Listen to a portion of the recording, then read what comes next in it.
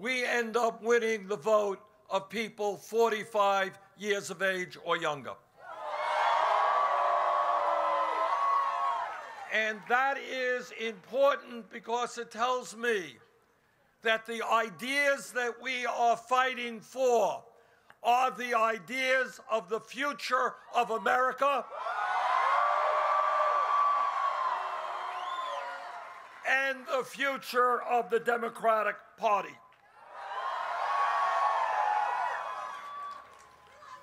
I am running for president because we live in the wealthiest nation in the history of the world, but most Americans don't know that because the economy is rigged and almost all new income and wealth goes to the top 1%.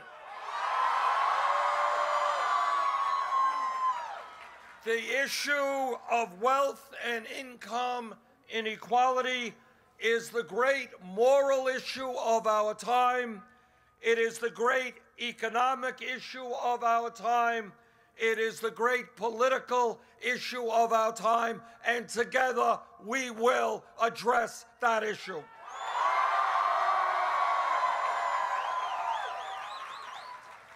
Let us be very clear. In America today, the top 0.1% now owns almost as much wealth as the bottom 90%.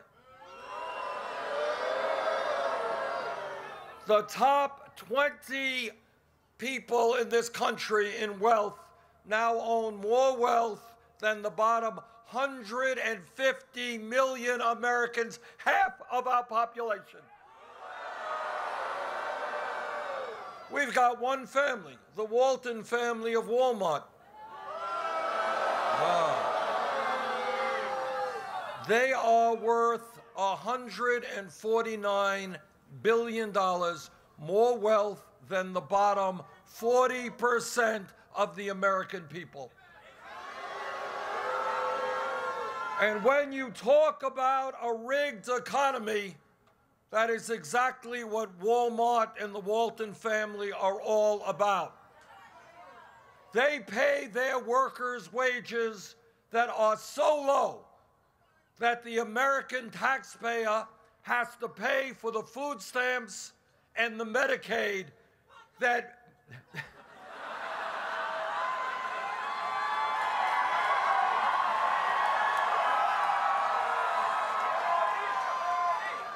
the American taxpayer is paying for the food stamps and Medicaid that many Walmart employees need because their wages are too low. Now, it is a little bit nuts to my mind when the middle class of this country has to subsidize the employees of the wealthiest family in this country.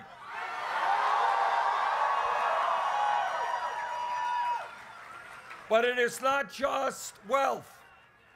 It is not just wealth.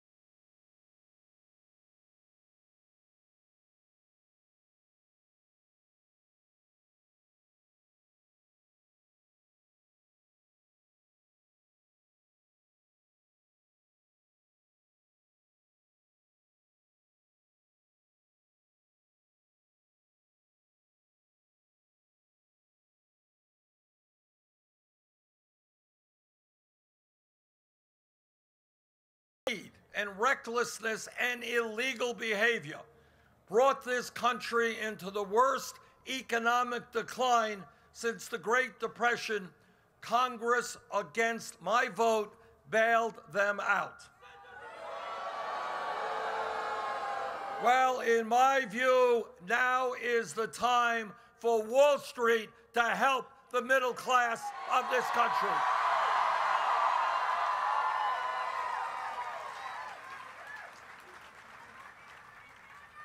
This campaign is listening to senior citizens, disabled veterans, and people who have disabilities.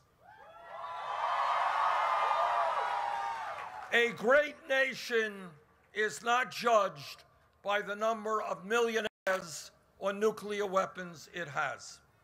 A great nation is judged by how it treats the weakest and most vulnerable among us.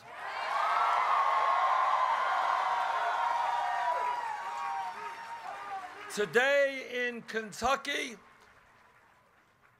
and in Vermont and in states all over this country, and you don't hear a whole lot about this, but there are millions of seniors and disabled vets who are trying to get by on $10,000, $11,000, $12,000 a year Social Security. And you know what? Nobody can get by on $10,000, $11,000, $12,000 a year Social Security. You can't buy the medicine you need, the food you need, pay the rent. You just can't do it. Now, what the Republicans say when they hear this, they say we're going to cut Social Security benefits. We are not going to cut Social Security benefits. We, in fact, are going to expand Social Security benefits.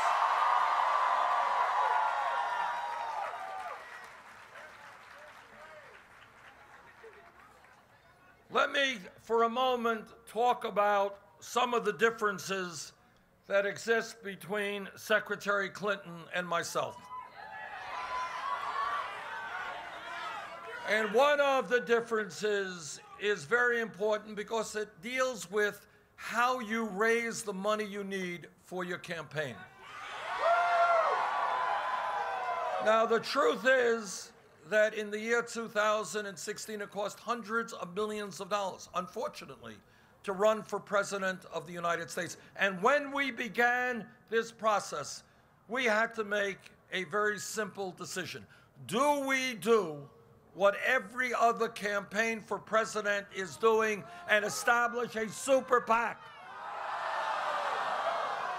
Do we beg Wall Street and corporate America and the drug companies for campaign contributions? Well, we agreed with you.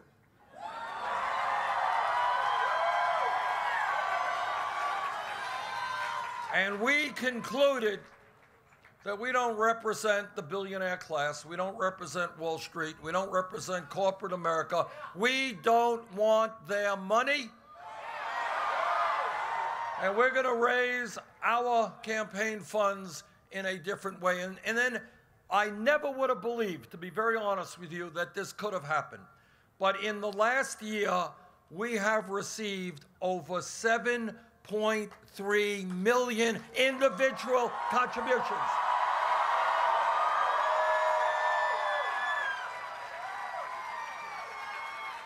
7.3 million. Anyone know what the average contribution is? I love that. I really love that.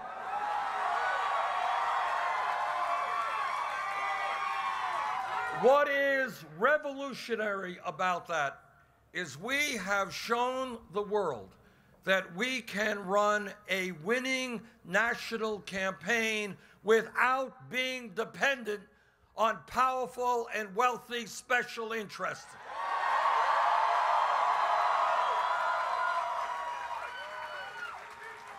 Secretary Clinton has chosen to raise her funds in a different way. She has a number of super PACs, and in the last filing period, her major super PAC reported $25 million from special interest, including $15 million from Wall Street. In addition to that, as some of you may know, Secretary Clinton has given a number of speeches to Wall Street financial institutions for $225,000 a speech. Now, $225,000, that is a lot of money. And I kind of figure that if you give a speech for that kind of money, it must be a brilliant, earth-shattering speech. It must be a speech that will help us solve all of our global problems. It must be a speech written in Shakespearean prose. And therefore, I think a speech that extraordinary should be shared with all of the people.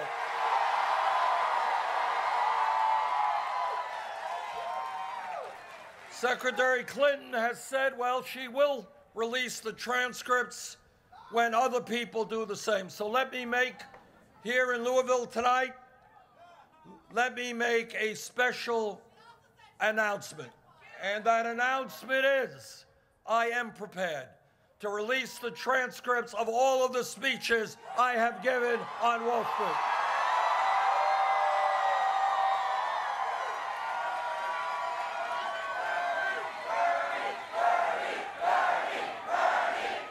All right, Louisville, you ready?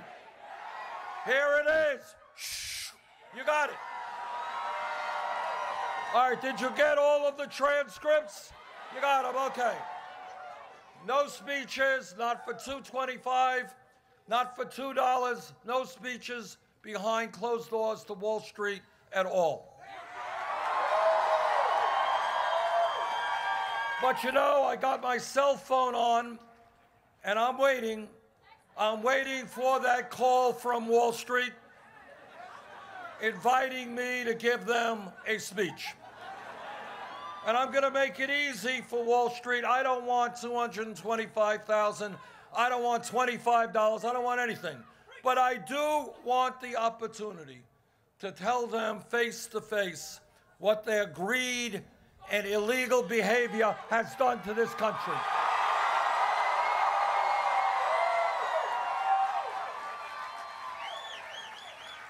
As a result of what they have done, as many of you know, millions of our fellow Americans have lost their jobs, they have lost their homes, they have lost their life savings, and Wall Street has got to understand that. And I want to tell you a brief story which kind of encapsulates everything that this campaign is about. A few weeks ago, Goldman Sachs, one of the major financial institutions, they reached a settlement with the federal government for $5 billion. And they reached that settlement because they had been selling worthless packages of subprime mortgage loans. In other words, they were ripping people off and operating in a fraudulent manner. But to be fair to Goldman Sachs, they were not the only one. That's what every one of these damn banks was doing. Now, here's the other thing to understand when we talk about America today and why it is too late for establishment politics and establishment economics. Goldman Sachs, the other major Wall Street banks, operated in a fraudulent manner. Goldman Sachs paid $5 billion settlement. But that's not all. Over the last 25 years, the political power of Goldman Sachs through the revolving door process meant that at least 2 top executives at Goldman Sachs went on to become secretaries of the Treasury. And many other executives assumed very important positions in Democratic and Republican administrations. You all know what the revolving door means? What the revolving door means is you work on Wall Street, you go into the government, you represent Wall Street in the government, and then you go back to Wall Street. That's what the revolving door is about. Thirdly, what Goldman Sachs has done over the years, like other Wall Street financial institutions, they have made huge, and I mean huge, campaign contributions to politicians of all stripes. And here is the last thing that we need to know about what's happening at Goldman Sachs. And this really, really gets the American people angry. Today in Kentucky or in Vermont, some kid gets picked up with marijuana, and that kid will get a criminal record that will last his entire life.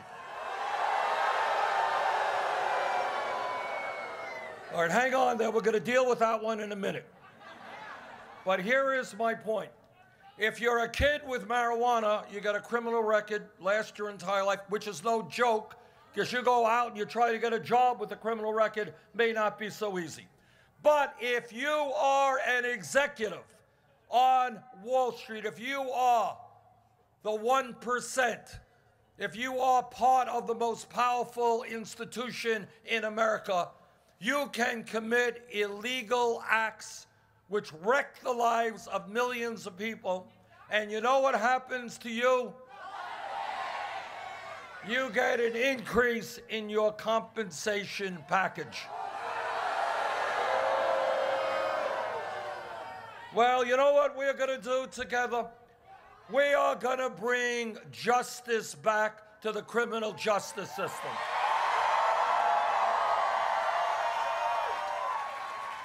And justice means that even if you're wealthy and powerful, and if you break the law, you have got to pay the price.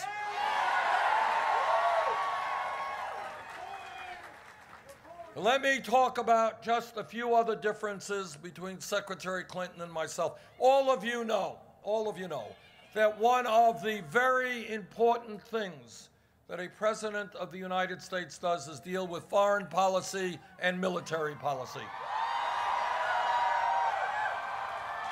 The most important debate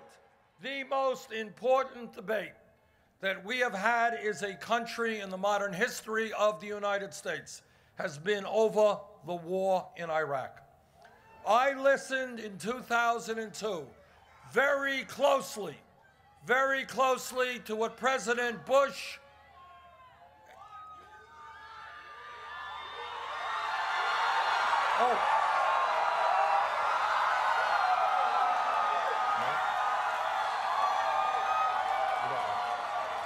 I think we don't know. Let's hold off. Not for sure.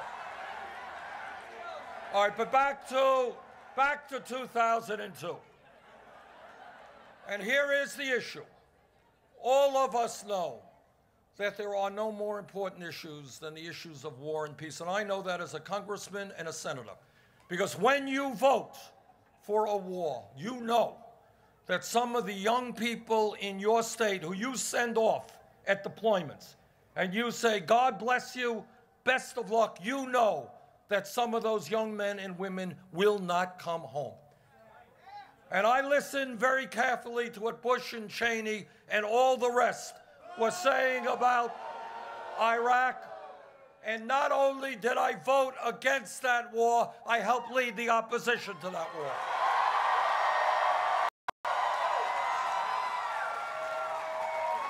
And it gives me no pleasure. I wish I could tell you otherwise. It gives me no pleasure to tell you that if you go to my website, listen to what I said on the floor of the House in 2002. And much of what I feared about the destabilization that would take place in the Middle East turned out to be true. On the other hand, Secretary Clinton, the senator from New York State, she heard the same evidence that I heard. She voted for the war in Iraq. And while we are on issues of war and peace, let me say this. We all know that not only should ISIS be defeated, ISIS must be crushed.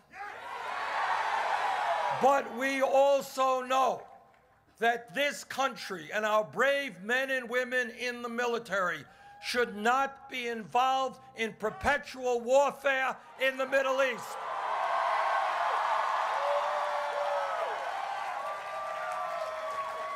Now, I have heard many of my colleagues, my Republican colleagues, especially on the floor of the Senate, on the floor of the House, they're really tough. They want to go to war here. They want to go to war there. They want to go there. But let me tell you something. It is not their kids who are going to go to war. It is the children of working families in this country. So we have got to understand that war and military force sometimes, of course, has got to be used. But it is the last recourse, not the first recourse.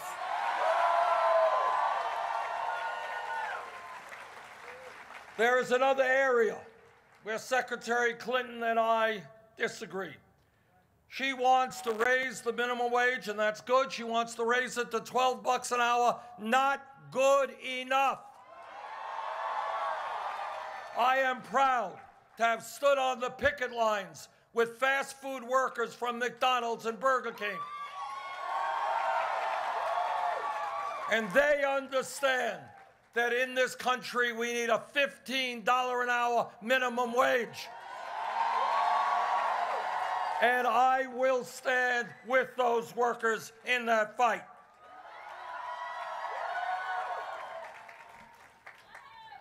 This campaign is asking the American people to think outside of the box and outside of status quo thinking. This campaign is asking people why it is that there is only one major country on earth that does not guarantee health care to all people.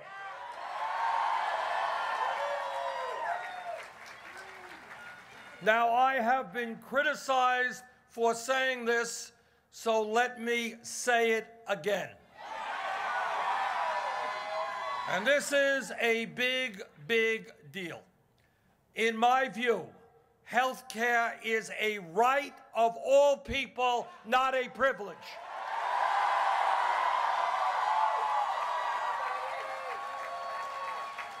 And thinking outside of the box, ask us to think why it is that if you are wealthy in this country, you can get great health care. But if you're working class or poor, you may not have any health insurance at all, or you're going to have very high deductibles and co-payments. We lose thousands of people every year who do not have the money to go to the doctor when they should.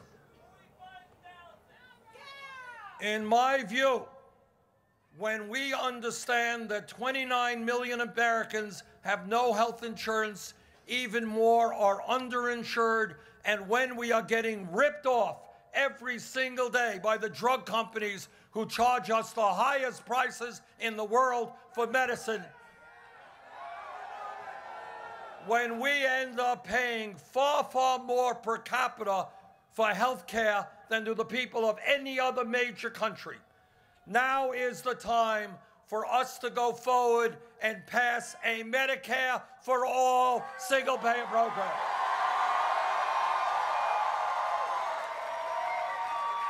Now, I want you to think for a moment, and this is thinking outside of corporate TV.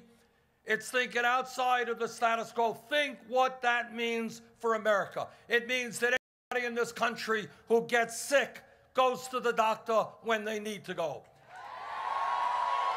It means that if you get seriously ill or you have an accident, you run up a big hospital bill, you're not going to go bankrupt. And this is what it also means, which is pretty revolutionary. It means that right now in America, we have millions of people doing jobs that they really do not want to do, but they're staying on those jobs because they may have a decent health insurance plan for their families. Think what happens to America when we unleash the entrepreneurial spirit of this country, when millions of people can go out, start businesses, and know that they will have health insurance for themselves and their families. That is revolutionary.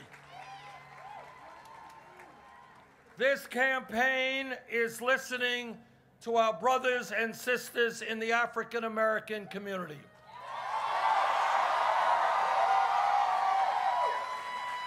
And they are crying out for reforms of a broken criminal justice system. Now, I was a mayor for 8 years, and I worked very closely with my local police department and police departments all over this country. Vast majority of police officers are honest, hardworking, and they're doing a very, very difficult job. They deserve our support.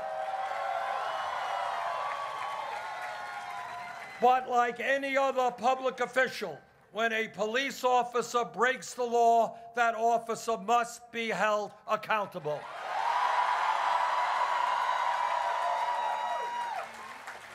We need major reforms of local police departments. We've got to start demilitarizing local police departments. We have to make local police departments reflect the diversity of the communities they serve.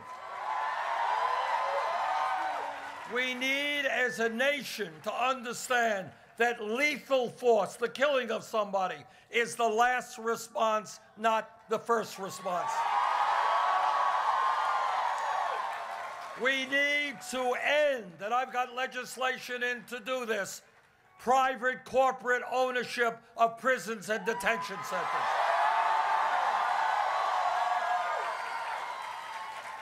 We need to rethink the so-called war on drugs.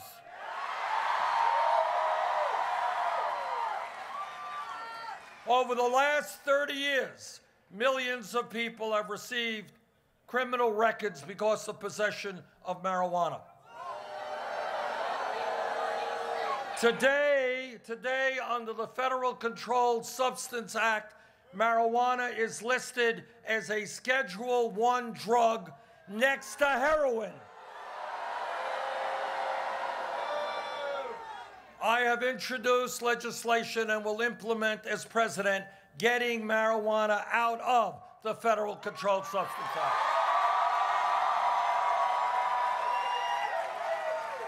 States, it is the decision of the people of a state to decide whether they want to legalize marijuana or not, and more states are doing that. But it should not be a federal crime.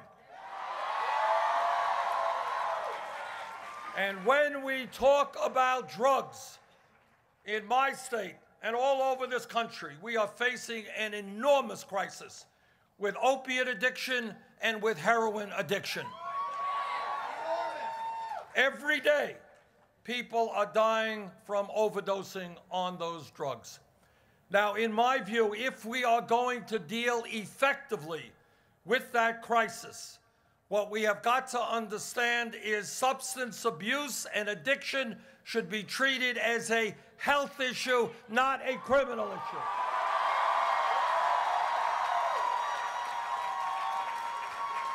And that means that we need in this country a revolution in mental health treatment.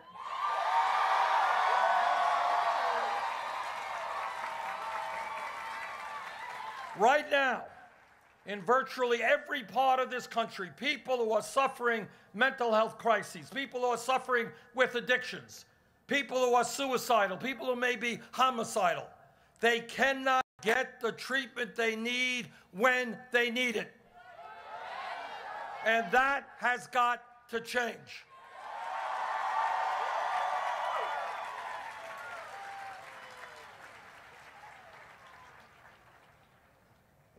You know, we spend trillions of dollars on the war in Iraq. We have spent billions rebuilding infrastructure in Iraq and Afghanistan. And yet, if you look at the inner cities of this country, what you see is outrageous levels of unemployment and poverty, people who cannot find affordable housing, and you're seeing schools that are crumbling. If we can rebuild the infrastructure of Afghanistan, we damn well can rebuild the inner cities in America.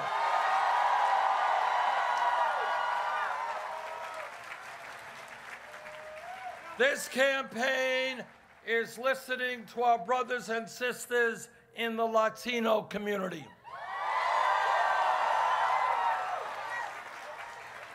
There are 11 million undocumented people in this country, and I have talked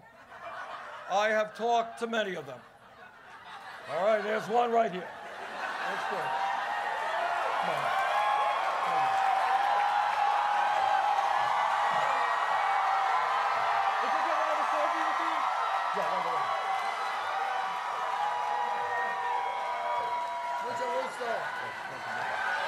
Viva Bernie! Viva Bernie!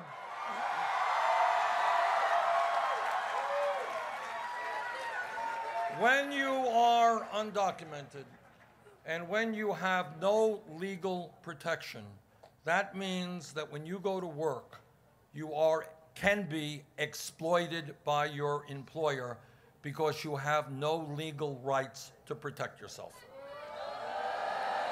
And that is happening all over this country, and I've talked to undocumented people who are scared to death that their families will be separated, somebody will be deported tomorrow. In my view, we need to move aggressively toward comprehensive immigration reform and a path toward citizenship.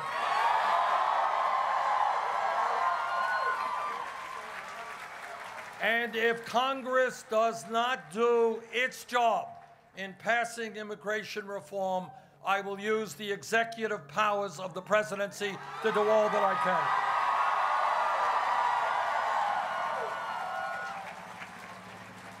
This campaign is listening to a group of people whose pain is almost never heard, and that is the Native American community.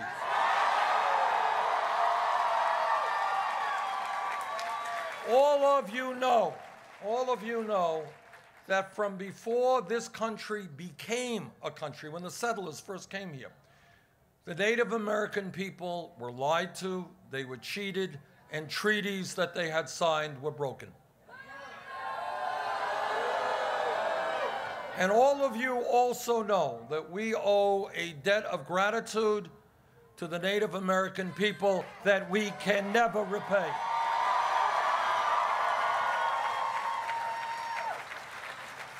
They have taught us so much, and one of the important lessons that they have taught us, which we must learn, is that as human beings, we are part of nature. That as human beings, we must exist with nature, not destroy nature.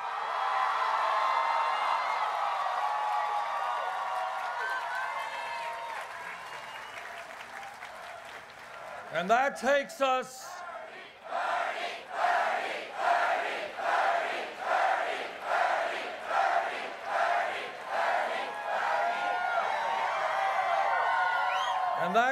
us to an issue not only of enormous importance for our country, but of enormous importance for the entire planet. And that is, as a member of the U.S. Senate Committee on the Environment, I have talked to scientists all over this country and all over the world. The debate is over. Climate change is real. Climate change is caused by human activity. Climate change is already causing devastating problems in this country and throughout the world. We have a moral responsibility as custodians of this planet to make certain that we leave this planet in a way that is healthy and habitable for our children and our grandchildren.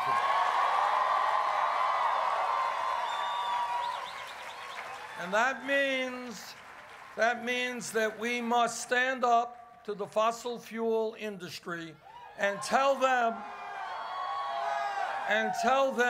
that their short-term profits are not more important than the future of this planet.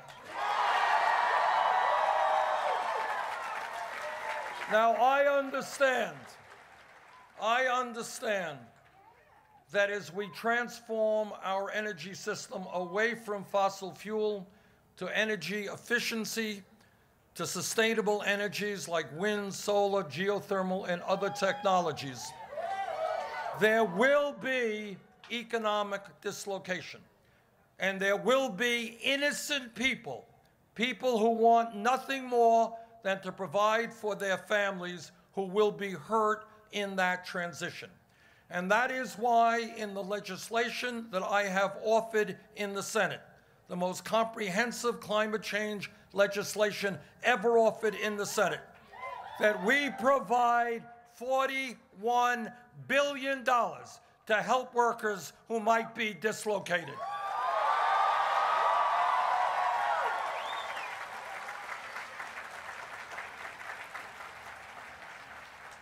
I know that all over this country there is a fear that Donald Trump will be elected President of the United States. I am here to tell you that won't happen.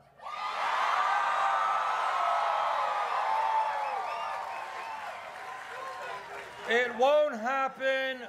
It won't happen because in every national poll that I have seen for a long time, we beat Trump by double-digit numbers.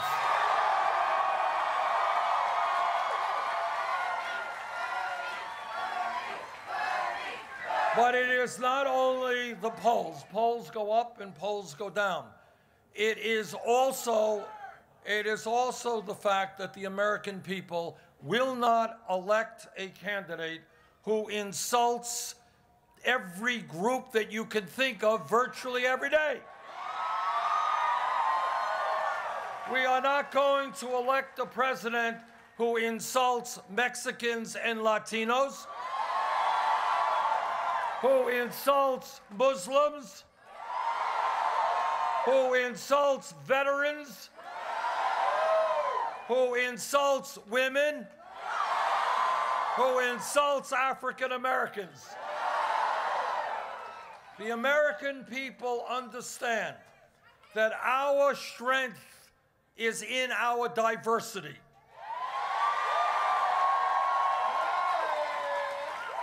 They understand that when we come together as one people, black and white and Latino and Asian American and Native American, gay and straight, whatever we may be,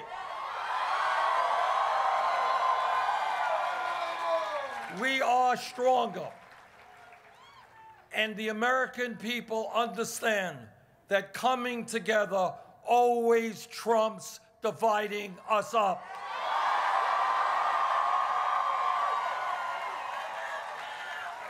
And the American people also understand that what America is about and what makes us great is supporting each other. That when your family is in trouble, my family and our country are there for you. When my family is in trouble, your family and this country are there for us.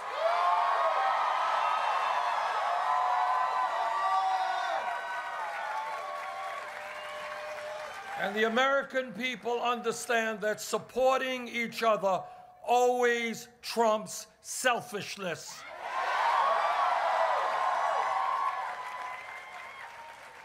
Most importantly, I think the American people understand what every major religion on earth has taught us for centuries, and that is that at the end of the day, love always trumps hatred.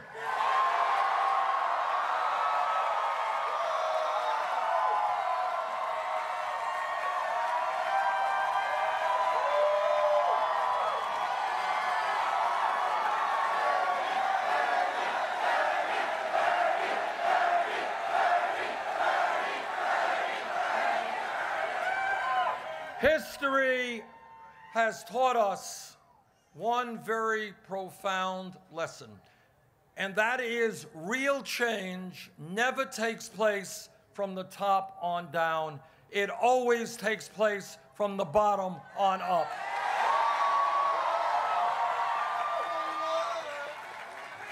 Whether it is the history of workers standing up and fighting for their rights and forming unions,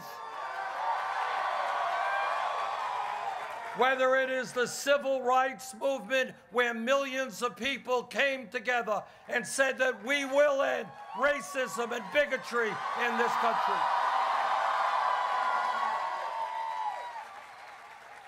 whether it is the women's movement,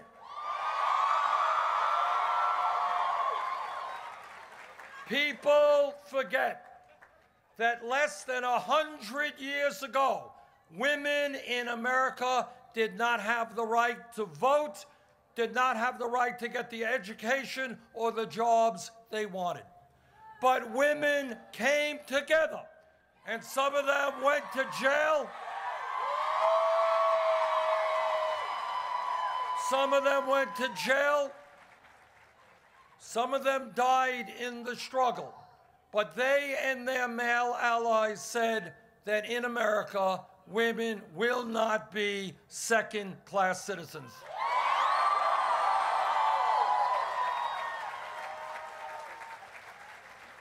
If we were here 10 years ago, no time at all, and somebody jumped up and said, you know, I think that in the United States of America, by the year 2015, gay marriage will be legal in every state in this country.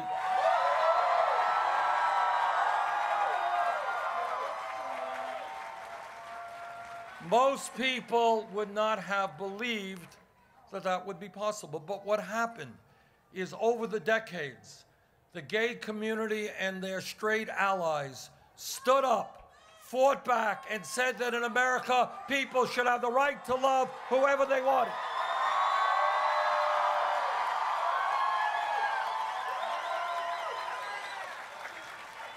That is the history of change. Change is about people by the millions looking around them and saying the status quo does not work. The status quo is wrong. We are going to change the status quo.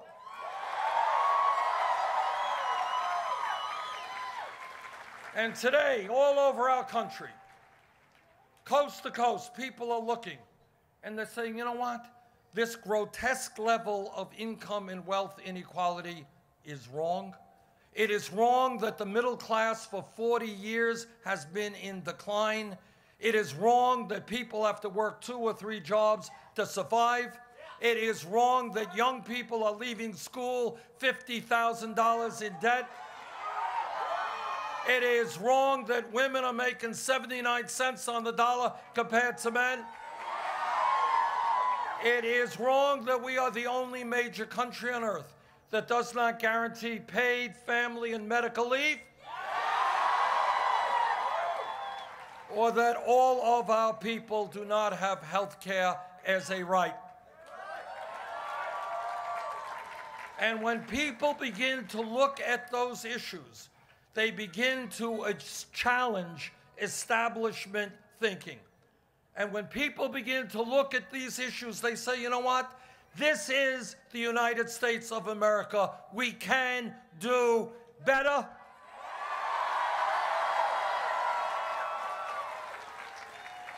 What this campaign is about is telling you that no president, not Bernie Sanders or anybody else, can transform this country in the way we need change all by himself. It can't be done by one person, because the powers that be on Wall Street, in corporate America, in the corporate media, in wealthy campaign contributors, these folks are so powerful that no one president can do it alone. What we need and what this campaign is about is a political revolution.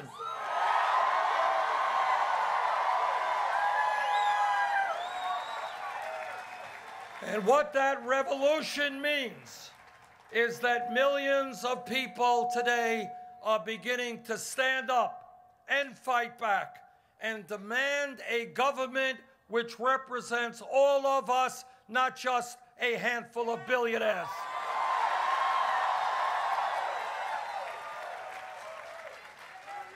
Next week, there is going to be a very important primary here in the beautiful state of Kentucky. And what we have learned so far on the campaign is that if there are large voter turnouts, we win. Let us make certain that for the Kentucky Democratic primary, we have the largest voter turnout in history. Thank you all very much. How are we doing?